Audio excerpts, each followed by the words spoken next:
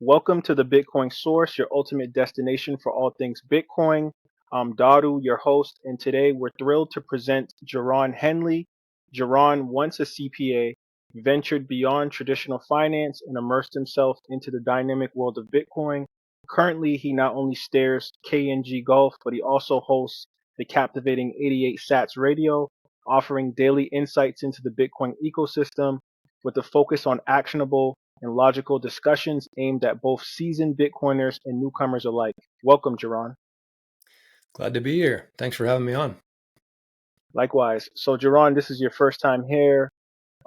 Let's start at the beginning. Let's start at your earliest inceptions of Bitcoin. So, what kind of got you into Bitcoin and got you started down the rabbit hole? I think for like a lot of people, I got into the cryptocurrency stuff first. It was during the COVID stuff. It was probably late 2019, early 2020. Um, I went to school, as you said. I was a CPA in my past life, and so I took economics. I took all the financial courses, and through all that, I never learned anything about money. And so during the lockdowns, I'm up here in Canada. So we had quite a bit of time to ourselves, and I did a little bit of exploring, started down that rabbit hole, and it eventually led me to Bitcoin, thankfully. But I did have some crypto stuff in the early days, but we're here now. So that's kind of what led me to Bitcoin.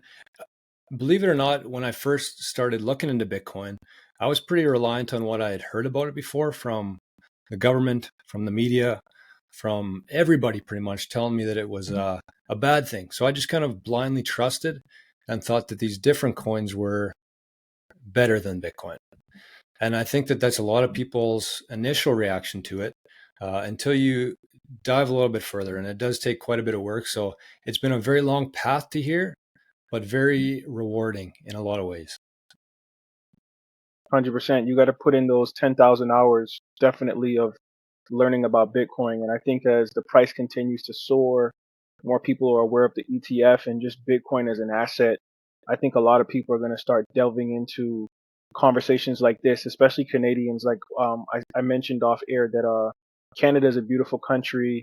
I've interviewed a few people from Canada, Greg Foss, um, the Canadian Trucker Convoy, a lot of things that are based around Bitcoin. So, I really got a big appreciation for Canadians, and I'm just happy that, you were able to find your path into Bitcoin eventually after kind of dealing with a little bit of FUD, because not a lot of people really overcome that. So, Yeah, and like you said, it does take a lot of time. The whole premise around Bitcoin is the proof of work aspect, not only how the Bitcoins are created, but how people fully understand it. It takes a lot of work, and I'm kind of past the point now. I shouldn't say that. I've been in a few recent tussles on LinkedIn, but it's hard to have conversations with people who haven't put in the work. And I think that's why it's so easy for me to, you're doing this kind of stuff, the Bitcoin source.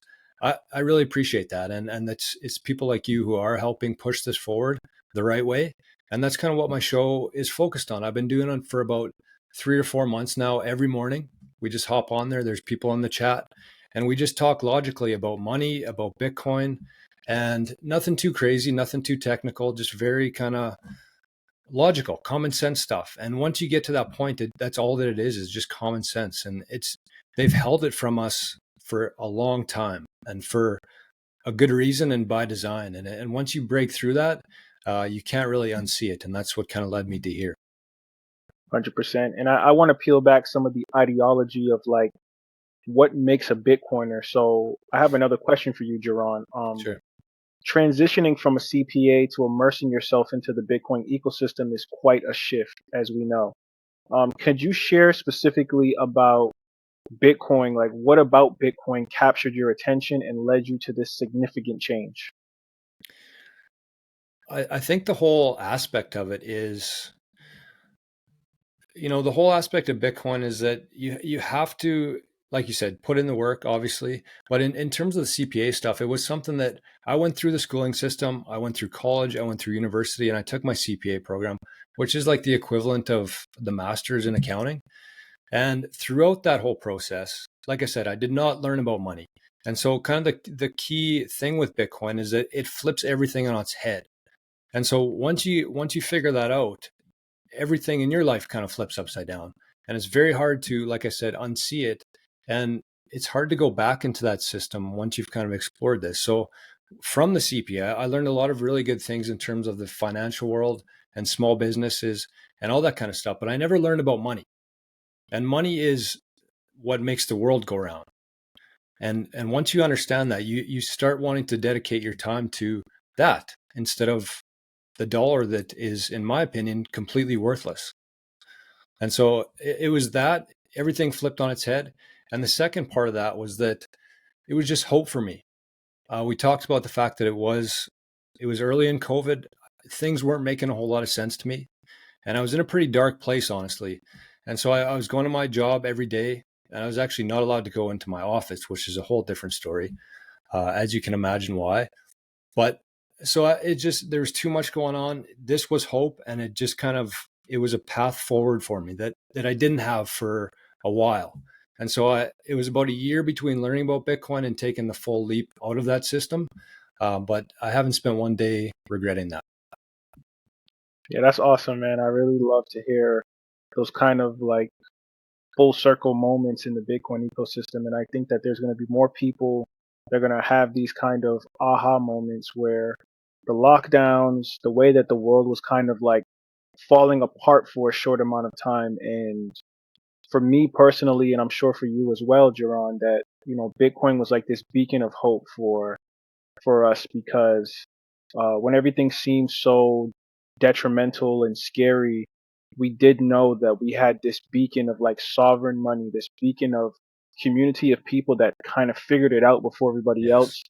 And they realized like, okay, the corruption is at a massive level. The money is broken. The system is broken. The fair, honest way of making a living is kind of skewed. Like you work harder, but inflation is stealing your sweat equity. And then Bitcoin shows up and these conversations show up and community shows up and resources show up. And it's like, okay, the lockdowns aren't as bad for me because I know I can just confide in Bitcoiners to say like, we all get this and we're on a mission to change the world and make the world a better place for our kids and for the next generation. Yes, 100%. And that was something that was really lacking for me. I just, uh, when you go to a job like that, and I think a lot of people can relate to that, you go to your job, you do your thing, you earn your money, put food on the table, do some fun stuff after work. But when the majority of that time is spent, sorry, I got a call coming in here. When the majority of that time is spent doing something that you don't love doing, and then once you get outside of work, you're also kind of in a weird spot in that sense. There's just not a whole lot of hope. And once you find Bitcoin, you do see that light. And that was something that never existed for me before, partly because I wasn't aware of it. But once you do find that out, it is impossible to continue down that path without feeling a little bit guilty of it, because you could go out there, you could work as hard as you want, you could make as much as you want. But at the end of the day, you know that that's a very short term goal and a very short term logic with everything. And we have to start thinking more 10 years ahead, 20 years ahead, 100 years ahead. And that's how things used to be until we got into this fiat dollar where everything's just like spend it as soon as you get it. And it's a very bad path to be down. And I'm glad that, I took the right side of that one, in my opinion, anyways. Yes, I agree. And I want to talk about Noster because Noster to me is, there's recently, I don't know if you follow this because you're in Canada, but in the US, a bill is being passed to ban TikTok, right? Yeah. And Matt Odell is very like open and transparent about the concerns that he has about this bill being passed because he's pretty much saying that it won't stop there, right? It'll go to other, quote unquote centralized platforms that the government deems are not, you know. Which one's the best crypto asset? Well, Bitcoin's the best crypto asset. Okay. What's the second best? There is no second best. There's no second best crypto asset. There's a crypto asset. It's called Bitcoin, right? Right? There's no second best. Okay. But take all your money, buy Bitcoin, then take all your time, figure out how to borrow more money to buy more Bitcoin, then take all your time and figure out what you can sell to buy Bitcoin. And if you absolutely love the thing that you don't want to sell it, go mortgage your house and buy Bitcoin with it. And if you've got a business that you love because your family works for the business, it's in your family for 37 years, and you can't bear to sell it, mortgage it, finance it, and convert the proceeds into the hardest money on earth, which is Bitcoin. This channel is for education purposes only and is not affiliated with any financial institution. This is not financial advice. Don't forget to like the video and subscribe to the channel. Now back to the episode. Beneficial to society, or if they feel that they're giving out too much information that might not be what they want the populace to know about.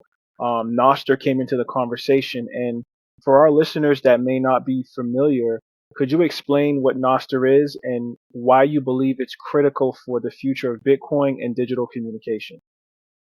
For sure. I can do my best anyways. Like I said, I'm not a very technical guy. And I think that's why a lot of people can relate to my stuff.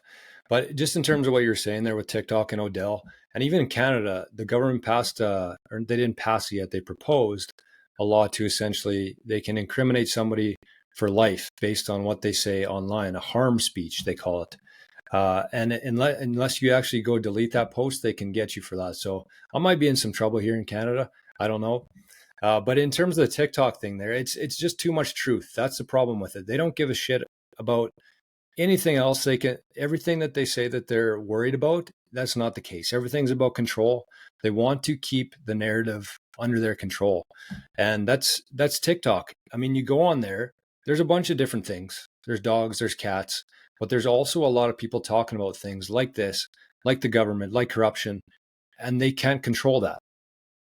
So that's what they're doing their best to do. And with Noster is a decentralized, I shouldn't say it's decentralized. It's a censorship-resistant platform. That's kind of what I call it. People will argue about the different terminologies behind it, but it's something that you can set up an account. You can log in, you get a public key and a private key, exactly like Bitcoin. You can use that private key to basically access every client that's built on Noster. So think about it like Twitter, like Facebook, like YouTube. You have a different username, a different password for all these different platforms. With Noster, you just have one public key and one private key. And so if you were to get kicked off of one client or an app, let's just call it an app.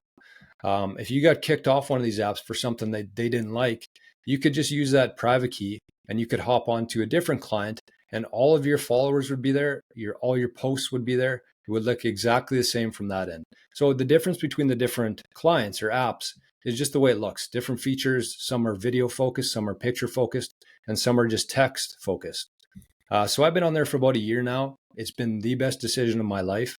And I've met so many good people on there. It's really helped with this channel. And there's something about Noster, just the people on there. It's Bitcoiners.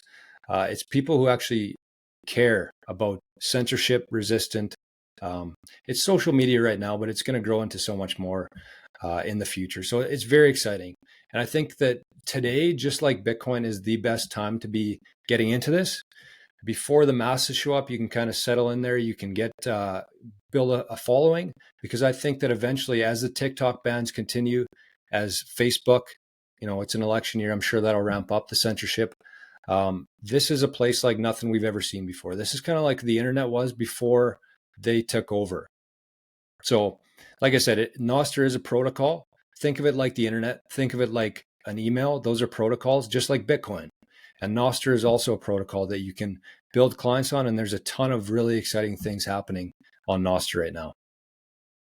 Yeah, I would agree. I'm on Noster as well, and I kind of pitch my podcast on there, and I have conversations with Bitcoiners that are looking to have like this peer-to-peer conversation about Bitcoin. Because once you get into this Bitcoin stuff, for the audience that might not be familiar, I know a lot of people look at it as like a cult or like this kind of trendy thing that people are into. But as you become more experienced in this protocol, you start to meet awesome people in the space, make great connections, network the right way.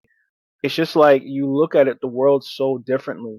And Noster has given me the ability, and I'm sure other people the ability to kind of voice their opinions on a new technology, a new protocol that's coming out, and some of the changes that they want to make in the world without having to be scared of being censored or suppressed in their ideas, because, freedom of speech is something that we fought for in this country for years and years. And we have to capitalize on that. And I think that Bitcoin is the best example of not only free speech, but just free money. So Noster is always a thumbs up for me.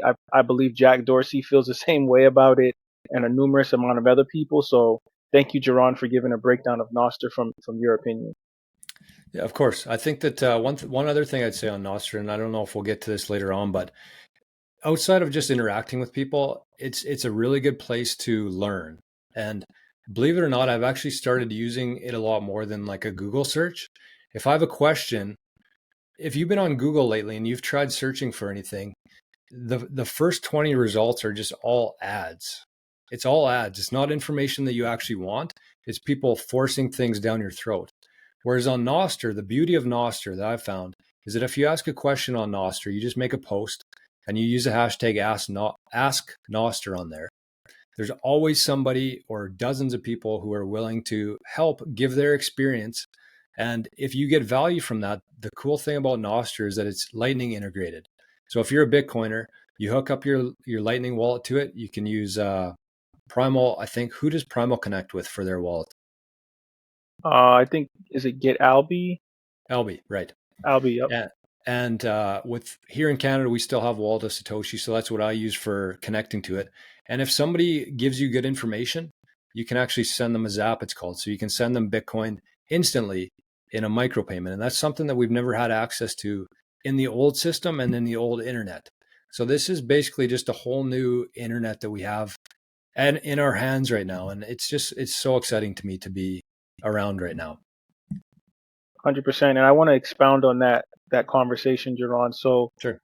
Earning Bitcoin on Noster sounds super intriguing. I think a lot of people that have been concerned about Bitcoin being able to scale, of course, the layer 2 protocol, which is the Lightning Network, has kind of debunked that FUD. And then we took it to another level with the Zaps on Noster. It first started on Twitter when Jack Dorsey was on the helm, and people could actually just zap people Satoshis if they liked their post or they were a content creator on the space. But Noster kind of took it to another level. Could you delve into how individuals can leverage Noster, not just for networking, but also as a potential income stream? And you did get into that a little bit, but I'm just talking about it from the sense of like 88 sats. Like if someone hears your radio show on there or wants to know more about it, can they actually use that as a potential income stream to gain insight on that information? Yeah, absolutely. I think the main thing with Nostr that most people think of when they get on there is that they want to start taking, and this is from my experience, this is that pretty much everybody I think who joins Nostr, they start looking at what's going on, who's getting zapped, and then they start taking information from like Twitter or Facebook and taking memes, and they post it, and they hope that they'll maybe get some zaps from people. And that's how everybody gets started. That's one way to do it, is you can just give information. But the key thing in order to earn some Bitcoin on Noster is just by adding value. And so that could be in the form of making people laugh. That could be in the form of producing a show like this and you post it on Noster and people can do it that way instead of signing up for a membership on YouTube and putting in their credit card information, recurring stuff. They can just send a zap on there. But the main thing I think, and this is something that I've been talking about a lot on my show, is that people should be getting set up on Noster. And instead of, even if you have a job, if you have a 9 to 5 job, you get home at night, instead of turning on Netflix or the PS4 or whatever it is you usually do, start looking around on there, like using the Ask Noster, and just find out what people are looking for. If you're a graphic designer, if you're a bookkeeper, if you build websites, whatever that may be, start offering that to Bitcoiners. Bitcoiners are always very excited to support other Bitcoiners and hire Bitcoiners because they know instantly that they can resonate with them just by Bitcoin and being on Noster. And so you start telling people what you do, you start talking about it on there, and eventually people will find you. And so people can hire you to do different jobs, say from 6 o'clock at night to 8 o'clock at night, and they'll actually pay you in Bitcoin. And so I think that one thing that people worry about with Bitcoin is the price of it. And so not everybody is going to be able to afford Bitcoin. And I don't think that everybody's going to be buying Bitcoin in the next 5 or 10 years. People are going to be earning Bitcoin. And so I think this is a really good way instead of, times are pretty tight for a lot of people, I think, right now. So instead of putting $20, $15 and trying to accrue Bitcoin that way, just get onto Noster and see what kind of value you can provide for people on there. Because there's a ton of people looking for help on there. So that's what I would say on Noster. Well said. Well said. Jaron, I want to talk about 88 Sats because I think that that's really cool and interesting, and I know you've worked diligently to build this thing out. So combining golf and Bitcoin is something that I've never heard before. It's super unique. How did you come up with this idea, and what was the vision behind 88 Sats? So the vision there was that everything in Bitcoin is very long term. And I think once you understand Bitcoin, not forget about the price of it today in terms of fiat. I think that the price right now that we're talking about every day is a complete illusion. That whole system is just a complete illusion. And so if you think about the purchasing power and how everything, Jeff Booth talks about this, everything's going to fall in relation to Bitcoin. And so I saw this as like an opportunity to just see that. It's a vision of so let me stop there and give a bit of a breakdown here in terms of what it is. So the 88 Sats project is golf and Bitcoin. And what we did there is we used our King Golf platform and we started posting about it, saying that we're looking for 88 people. And so with those 88 people, everybody's going to contribute X amount of Bitcoin into this wallet. And we're going to hold on to it for about 5 or 10 years. And at the end of that, the idea is that we're going to purchase our own golf course together. And so we had 88 people. It had a bit of a slow start. We launched on January the 3rd, 2023. And there was about 10 or 15 people close to me that were instantly in just because they're my friends and stuff and family. But then as it started getting more traction, and it was almost the perfect timing at that point, because Bitcoin was about $17,000, I think. And so the Bitcoin price was going up, the spots were running out. And so I think we filled the last 25 spots in the last day because we posted saying, we're very close to filling this. Once it's full, we're not selling any more shares in it. And so we sold out within the day. So it took about 3 or 4 months, which was actually faster than I thought it was going to be. But it just kind of worked out. It coincided with the cycle of Bitcoin, the halving cycle coming up and everything. But it was pretty cool because you have to keep in mind that these 88 people, I would say that probably 80 people of that 88 knew nothing about Bitcoin. They didn't own Bitcoin before this. And so the one thing that I wanted to make sure of from the start was that people weren't going to send in money. They weren't going to just send in $200, $250. They had to go through the process of setting up an account, setting up a wallet, and sending that Bitcoin to our wallet. And so there's a bunch of logistics involved. We now have a three-person multi-signature setup to store the Bitcoin, and everybody has access to the wallet. They can see the balance there anytime they want. And it's so everything's equal. It's 88 people. Everybody's equal. And so we vote on different things. If we want to spend money on something, for the most part, though, the initial contribution won't move until we buy the golf course. The other votes will just be different things, different initiatives we take along the way. And so that's kind of the idea that we have a board of directors. Everybody's a shareholder. And the wallet's just going to sit there until we can find a golf course to spend our sats on. Yeah, I love that, man. That's dope. I think that that's completely different. You know, there's so many initiatives and people building stuff out in the space, but I haven't heard anybody really getting into the golfing perspective. And just it'll be cool to see down the road 10 years from now, 5 years from now, with like a golf course out there with like a plaque with all the people that kind of invested early, like their names up there or something saying like this golf course was founded and created by Bitcoiners. Like that's just awesome. I love that. It's pretty cool. And the cool thing about it too is that there's 88 people. We're going to have like anytime somebody wants to exit, we're definitely going to allow that. So every time somebody wants to exit, we're going to take from we have kind of like a membership, a second layer membership of people. And so you have to be a member of that in order to bid on that share. So the idea there is that every January, if somebody wants to sell their share, the members in the secondary tier can have access to that, and it'll be like an auction style for the share.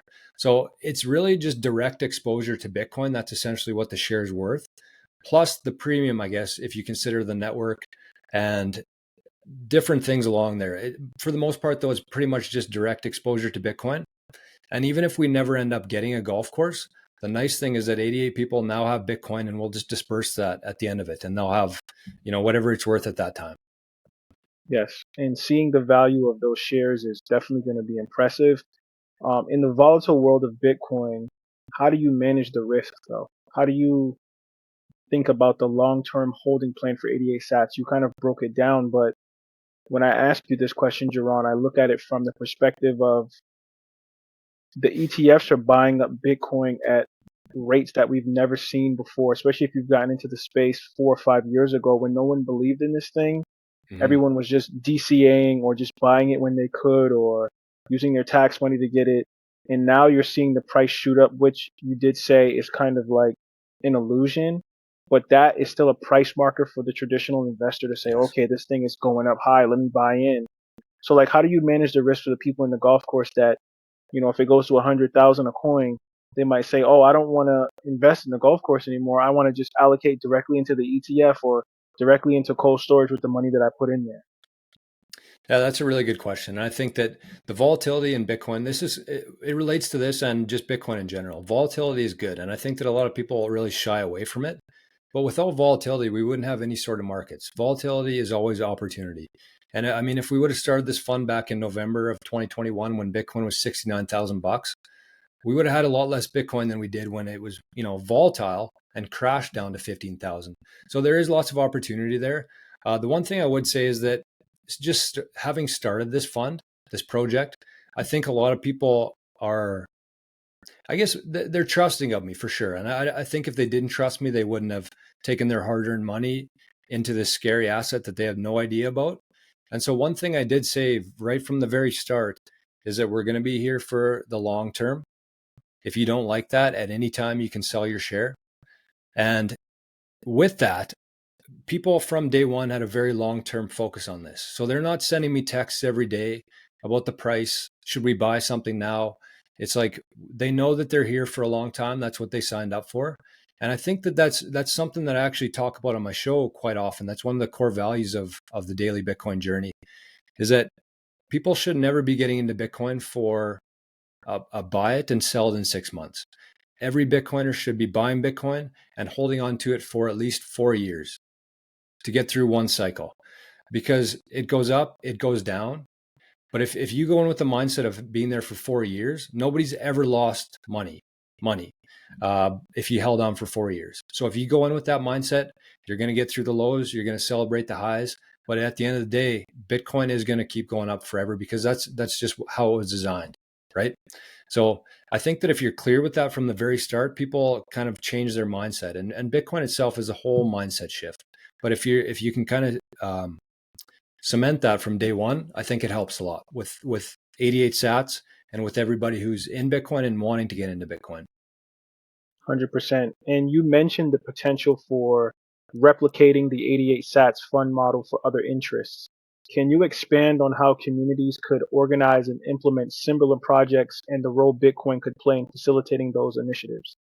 Yeah, absolutely. I mean, we did golf. We took golf, the community that we had, and we used a golf course as kind of like the end vision of it. But it could be anything. It could be a new dirt bike track. It could be a new community rink. It just takes a small amount of people with some sort of initiative and understanding of Bitcoin to find people to have some sort of attraction at the end of the road there and be very clear with everything from the start. And I think the most important thing is that your focus should be on decentralization. That's kind of the core of Bitcoin itself is the decentralization. If you go in there and you start looking for people and you're the one that's kind of like dictating everything that happens, I think you're going to turn a lot of people off. So if you go into it with a mindset of everybody's equal, everybody's going to have a share here, and you could get 10 people, and instead of contributing 1 million sats each, you do 10 million sats each. At the end of the day, you're going to end up in the same place. It's not easy to find 88 people to get into Bitcoin, especially when it's at that time in the market where it's been going down for a year straight, or more than that. But the point is that you can do it with anything. We use the golf course, but it could be anything. All you need to do is find a group of people, find a community, have some sort of vision that you can easily portray to people. And I think the two things really helped the 88 Sats project, unrelated to golf. The first one was that it was a small buy-in. It was about at the time it was about $250. And so I wanted to keep it low because I wanted the average person to get into it. I didn't want just the rich people within the network to just, this is their thing. I wanted the everyday person. And I think most people can look at $200 or $300 and say, I've gone out to the club one night and spent $300. So even if this fails, I'm still going to be okay. Right. And so you have to have some sort of price point where people are interested and look at it that way. The risk reward has to be there for people. They're putting their hard-earned money on the line, but you can't have it so much that they're going to be turned off by it. And the second thing there was that 88 people, not just the number, but I think that 88 people having that kind of a group, having access to everybody else's network, that's how people grow, because it didn't all stem from me. Even if you start with like 20 people and tell people to find 2 or 3 people within their own network, I think that that's how you can get to a number like that. So start with a small amount and find the right number of people that you want. And you can do absolutely anything, regardless of what interests you have. It can be easily replicated, I think. Well, I think that Bitcoin itself is going to continue to evolve. I think that there's not always going to be Bitcoin podcasts or Bitcoin conferences. I think that it's a movement that's happening right now. It's a community that's being built. And I think from that community, it's going to spawn into a whole bunch of different avenues of everything. And that's kind of what I talked about on the show today, is that you have to basically look at every single industry in the world and apply the Bitcoin lens to that. And it's not the currency. It's not the number go up. It's just the approach to everything and the mindset with everything. So I think that everything is going to continue to evolve. Most people probably won't get Bitcoin. They probably won't ever understand Bitcoin fully like you and I do, and probably anybody listening to this show. I think that 90% of people will never understand Bitcoin. I think that, and the reason I say that is because if you look back to like 1971. In today's fast-paced digital world, showing your support for the things you love doesn't have to break the bank. With just a few seconds of your time, you can help us at the Bitcoin Source by liking our content, subscribing to our channel, pressing the notification bell, and leaving a comment with your thoughts. Every interaction helps us to grow and improve, and we are grateful for your support. So if you are a fan of our content, take a moment to show your love and help us to continue to deliver high-quality, informative content about Bitcoin and the world of cryptocurrency. Your support means the world to us, and we can't thank you enough for being a part of the Bitcoin Source community. Now back to the episode. When the US went off the gold standard, most people, even though they knew it happened, they had no idea what kind of impact it was going to have on their life and what it actually meant at the time. And so from that day forward, life slowly got worse for them. And we ended up here. And I think that we're flipping that on its head right now. And we're doing the exact opposite right now. With the Bitcoin standard, we went off the gold standard. Now we're going on to a Bitcoin standard, a Bitcoin mindset. And most people won't really understand what's happening. Their life will just slowly get better. As the incentives change, as our monetary system changes, and everything kind of moves towards that, they'll be using Bitcoin in different ways. They'll be using probably different other cryptocurrencies as well. But I think that the Bitcoin itself, just as a monetary standard and having some sort of truth. 100%. Oh, well, being in this space is pretty hard. I'm not going to lie. It, for yourself, for everybody who's kind of thinking about it, it takes a lot of guts, not only to start doing your own thing in Bitcoin or whatever you want to do, associating Bitcoin or incorporating Bitcoin into it. It takes a lot of guts. And to say that, this system we've had our entire lives, I don't want to be a part of it anymore. Basically giving a big GFY to the old system, it takes a lot of guts. So I think that once you can kind of get past that, you can do whatever you want to. And one thing I would say, and I referred to Jeff Booth before. He's a good Canadian guy. I hope to have him on my show one day.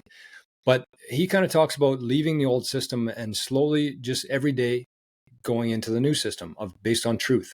And kind of the analogy that I use is you got 2 buckets. You got the old system. It's full of water. That's kind of where you spend all your time. And you got the new system, which is Bitcoin, which is based on truth and honesty and fairness. And so every single day, you just take a couple drops from the old system and put it into the new bucket, the new system. And you don't have to do everything at once. I definitely would not advise that. It's not something that happens overnight, but slowly over time. And it's not just work wise. It's instead of watching Netflix, watch a Bitcoin show, learn about money, learn about our system and how you can take advantage of this very small window we have. So the main thing we do, I shouldn't say main thing, it's slowly, it's going towards Bitcoin. Depending on where we are in the cycle, people get a little bit more excited about Bitcoin. But we got King Golf. If you're a golfer or if you just like the look of the logo, you can go to King Golf. It's KNG golf.ca.